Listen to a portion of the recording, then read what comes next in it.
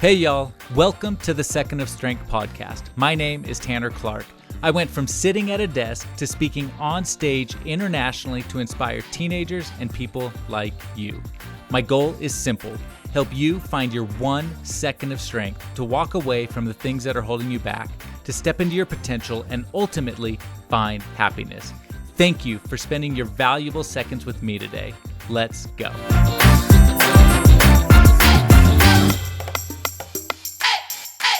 Today, I'm going to share with you some proven tips, tricks, things that I do in my life that is really going to help you with your anxiety. Because at the end of the day, everybody on some level feels this anxiety in our lives. And to some people, it's more, to some people, it's less. But the reality is that everybody on some level. And I think that the second tip is really going to help. So actionable today, things that you can do right now today that is going to help you overcome this feeling that you're feeling. And so I hope it helps you. If it does, please share it on your Instagram stories and tag me at Real Tanner Clark, REAL Tanner Clark. And because I think that these tips are so important and so simple in nature, but not logical. Like, we're not always thinking of them, that they're going to help you. They're going to help me. They're going to help your friends. So if you'll share it, it really helps. But before I get into the specific steps, I want to kind of lay the groundwork for what is happening in our bodies, what is happening in our brains when we get these feelings of anxiety. Because I think if we can set the baseline of what is happening, it will really help us to know how to overcome it, know how to stop it. And again, this is not an isolated issue. In fact, the Washington Group has an anxiety indicator, and from their studies, 37% of adults have some sort of anxiety, low, medium, or high. And I work with teenagers a lot. I go and speak in schools, help teenagers overcome the things that are really impacting their hearts and keeping them from reaching their potential. And this is one of those things. A lot of teenagers are feeling anxiety right now today. In fact, one study shows that 1 in 3 teenagers will meet the criteria for some sort of anxiety disorder. There's multiple disorders by the time they're 18 years old. 1 in 3 teens. That is a lot. And so we've got this kind of situation where so many people are struggling, but do we have the tools in place to overcome anxiety? And you may feel it in different ways, and you may be feeling some of these things right now. And I know that over the course of the week, I feel these things on some level, various of these. And so you might be feeling, restlessness. You might be feeling on edge, irritable. Maybe you're really irritable, or kind of you have a short fuse. You might have difficulty concentrating, difficulty sleeping or staying asleep. Anxiety could manifest in an increased heart rate, sweating, feelings of impending doom, or being out of control. And so we start feeling all of these things, and the world feels like it's just constricting on us. And we have to solve how we can overcome it. And so specifically, what can you do to take back control in your life? And the reason that everybody on some level experiences anxiety is because everybody has stress. I don't care who you are, me, my mom, you, your mom, your kids, everybody on some level feels stress, because stress is a response to a current situation. And as we look at our situations throughout the week, throughout the day, there's always these moments, right? We might have too much homework. We might have tests coming up, or maybe at work we have all of these projects due at the same time and the deadlines, and how are we going to manage the time? Or maybe you're a mom with kids and you've got, on a Saturday, you have to get 3 different kids to 3 different places at the exact same time. And all of a sudden we have this stress that how are we going to do this? How are we going to accomplish this? And so stress is really prevalent in every situation. Anxiety, on the other hand, so stress is a response to your current situation. Anxiety is a response or a reaction to stress. And so that is why everybody on some level experiences anxiety. Now, some people experience anxiety without stress, or it just comes. So it doesn't always have to be a reaction to stress, but it is a reaction. It is a reaction to stress. So our brain receives these inputs to our current situation. You're a mom, you've got to get all three kids different places at the exact same time, and you don't know how to do it. So all of a sudden you go on this heightened sense of awareness and alertness, right? You are trying to solve this problem. And this is the fight or flight response. And as simple as it might be in taking your kids different places, this is really what happens. And so, and how it applies in your daily life. And so you have this stress response, and you go on this heightened sense of awareness. And I want you to think of this as a big circle in your brain. When this happens to you, the inputs come into your brain, into the amygdala, into the center of your brain, and you get this heightened sense of awareness, and it's like a big circle, right? It circles around to the front part of your brain, the prefrontal cortex, which is responsible for decision making and logic. And so you start to formulate a plan, or start to come up with solutions, or start to figure out exactly how you can tackle what is going on in your situation. And this is where we process the information, and this is how we choose a response. And our brain is really miraculous, because it kind of does this automatically, or it starts to do this automatically, or starts to try and calm us down. I sigh a lot, like just like all of a sudden I will just let out this big sigh. And I used to think that I was doing something wrong, like I was stressed and I was sighing, and like I was I don't know, I was just doing something wrong, and to do this all the time. And then I found out and realized that this is actually my brain's automatic response to stress. And so where I notice it a lot is sometimes I will be with my wife, with the kids, something, and then I'll think about work, or I'll think about something that needs to get done, or getting my kids places, and I will let out this huge sigh. And what the brain is doing, what the body is doing, is it's trying to calm and regulate and slow down my heartbeat. And so sighing is not a bad thing, but this is happening automatically. And so, but what happens with anxiety is that when we have these attacks, these anxiety attacks, and we start feeling constricted, they've actually done brain scans that show that when this happens, the middle part of the brain,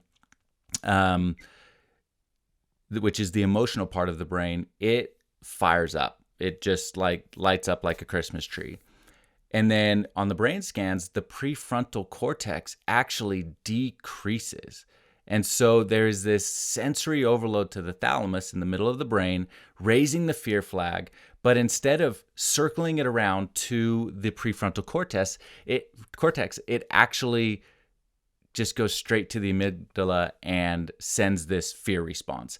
And so it's bypassing the decision-making logic part of our brain and going straight to the emotional response part of our brain. And that is exactly why sometimes we have this emotional, irrational fear of things. It's because we are bypassing logic. In 1927, H.P. Lovecraft, who was a fiction author, he actually wrote lots of weird science fiction and horror stories. But he said, the oldest and strongest emotion of mankind is fear. And the oldest and strongest kind of fear is fear of the unknown. And when it comes down to it, anxiety is exactly that. It's a fear of the unknown. And humans have this intolerance to uncertainty. We can't stand not knowing what is going to happen in the future. And so we start projecting into the future something that could happen. And really, what could happen, the projections that we make, are almost always worse. In fact, one study shows that 91% of the projections that we put into the future will not happen. I want you to think about that. We are projecting fear. We are feeling anxiety because we don't know what's going to happen in the future. We have this fear of the future, and we start projecting into the future, these scenarios into our mind. We start playing this movie of what could possibly happen. And what could possibly happen is almost always, 91% of the time, worse than what will actually happen.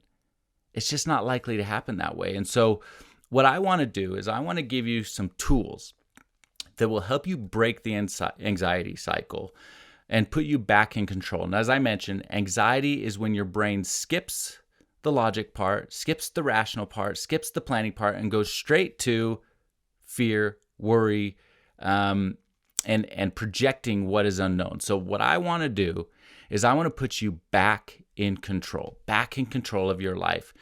There's really two ways to do this. We want to work on changing your mindset, and we want to work on changing your environment. And if we can start tackling in these little bite-sized pieces these two sides of your world, then we can start to hit anxiety where it counts, where it matters, and start giving you back control in your life. The first thing I want you to do is I want you to have a plan for the unplanned.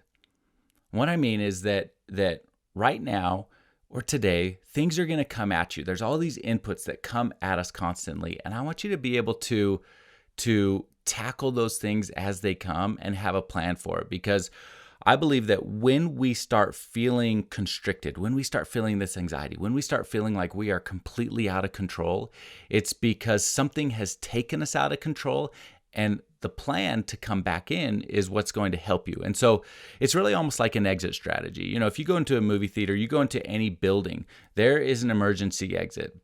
This is about setting up the emergency exit in your life.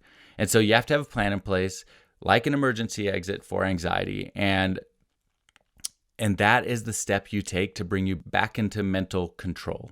Because if anxiety is a fear of uncertainty, then I want you to put your focus on what is certain. And you can do that. You have that power. You have that control. You have that control over yourself.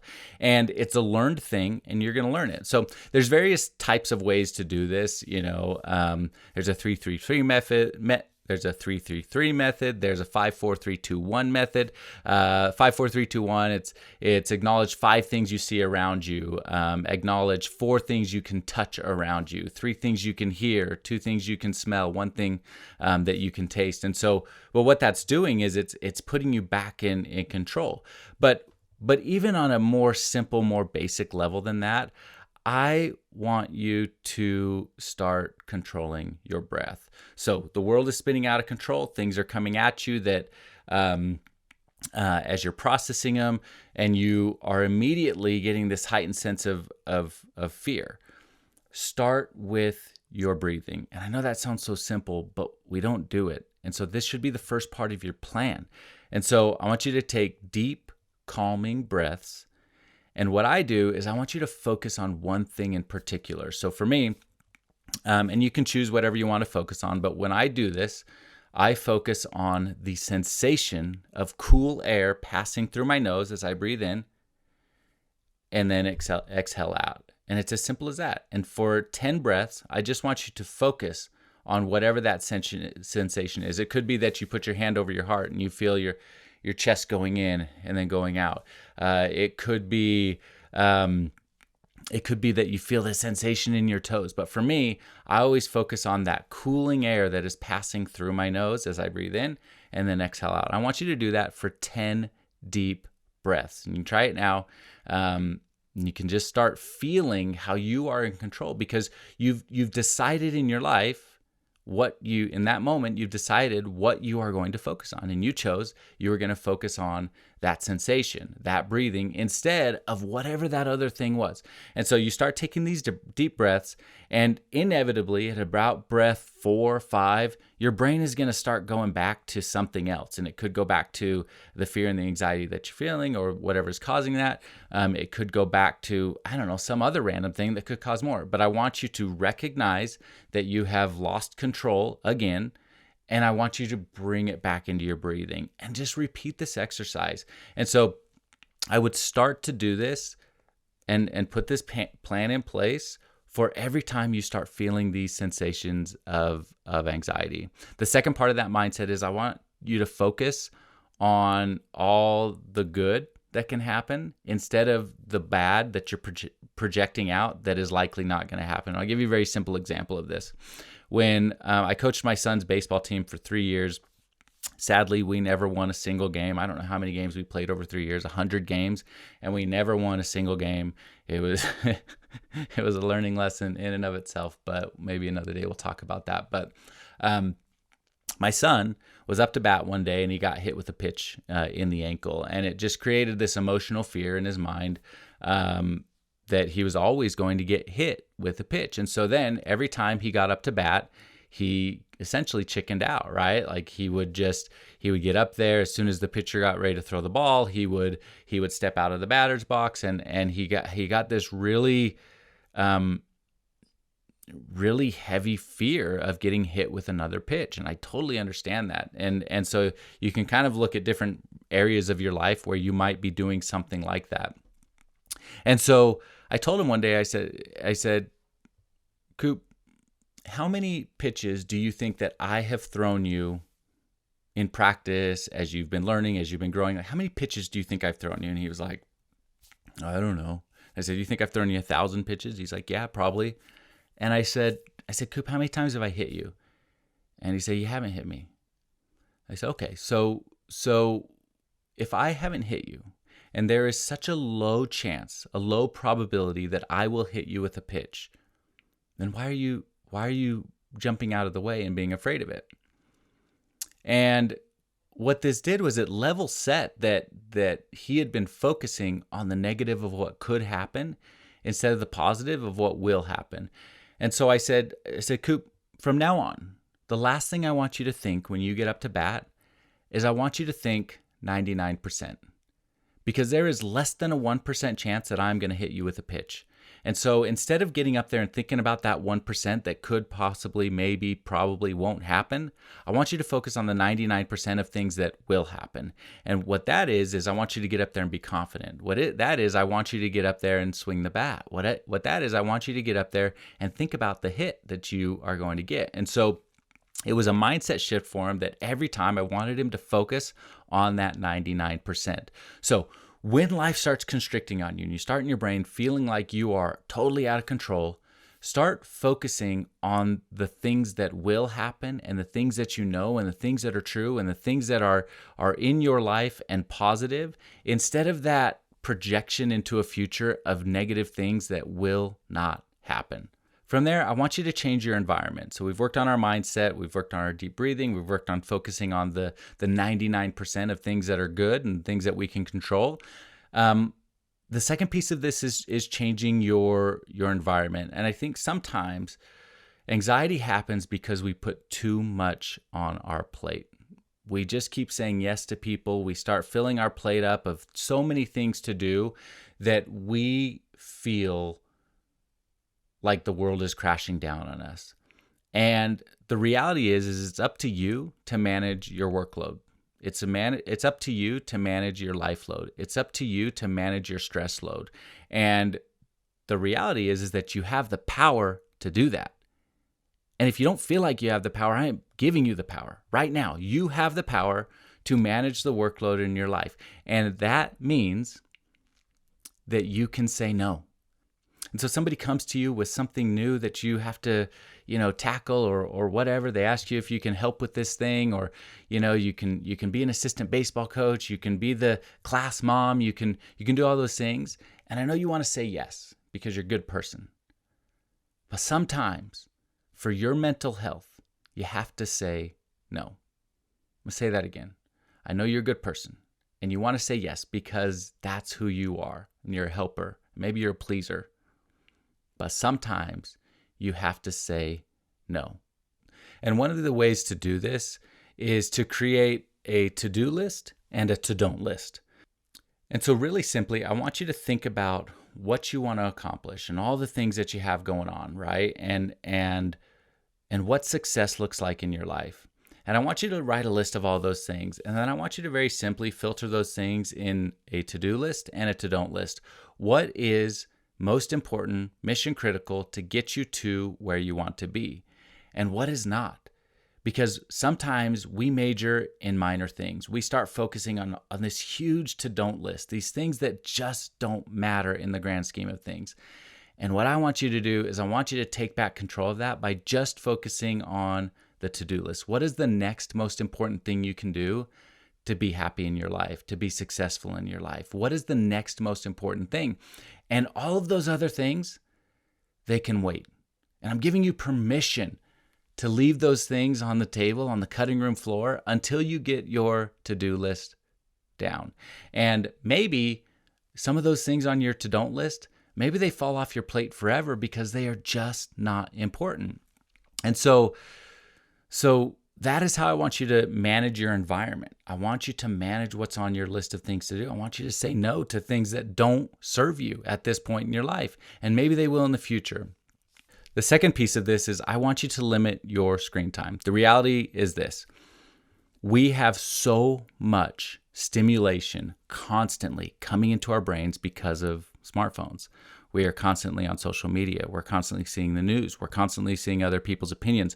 We are constantly reading emails. We are constantly inundated by work. We are constantly inundated in our lives because of smartphones. And one study shows that 89% of people check their phone within 10 minutes of waking up in the morning.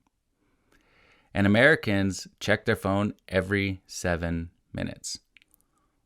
Every 7 minutes. And what that tells me is that our phone is controlling us. What that tells me is that the constant stimulus that is coming, the constant stimulus that is coming into our minds is controlling us and causing us to have higher levels of stress, and as a result, higher levels of anxiety. So what I want you to do is I want you to make a commitment to yourself, and it's because you are important. I want you to make a commitment that 30 minutes before bed, you'll stop scrolling. You'll stop looking at the news. You'll stop scrolling social media. You'll stop playing games. You will stop. And then when you wake up in the morning for 30 minutes, you will not check your phone. Instead of doing that, you will focus on you. You'll work on exercise. You'll work on personal development. You'll work on doing something spiritual for yourself. I don't care if you just go out in the backyard on the back patio with a cup of coffee and just think. Think about that. Thinking for 30 minutes and just being with yourself, living in that peace, living in your purpose. Because what happens is we wake up and the first thing we do is reach for our phone. We check our emails. We start doing all these things. And all we are doing is inducing stress and anxiety into our lives because we are immediately jumping into the world instead of focusing on us. And you are way too important for that because you have to fill your cup. You have to fill your cup because you cannot pour into other people, your family, your friends, your loved ones, your school, your work. You cannot pour into other people unless you first pour into yourself. And what I like to think about is it's not about filling your cup. It's about filling your cup until it is completely overflowing, because when you fill your cup to when it's overflowing, then it automatically cascades down into everybody else. Think about that. Just imagine that thought of pouring into yourself so much that you're brimming with life, brimming with confidence to where everybody else in your life is going to be impacted. And it starts with your morning routine. It starts with how you start your day. And if you start your day reading emails, you start your day scrolling Instagram and comparing yourself to other people's lives, if you start your day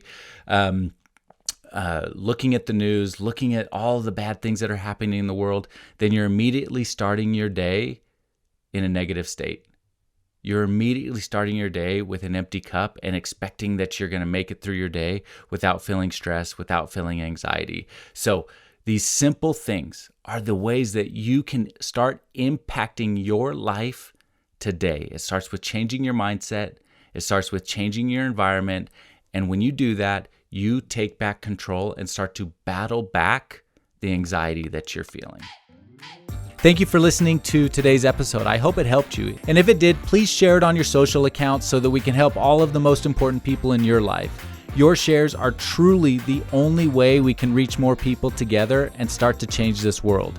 And if you haven't already, hit subscribe so you never miss another episode, and leave a review for the show. And as always, you deserve to be happy. You are worth it. You are more than enough.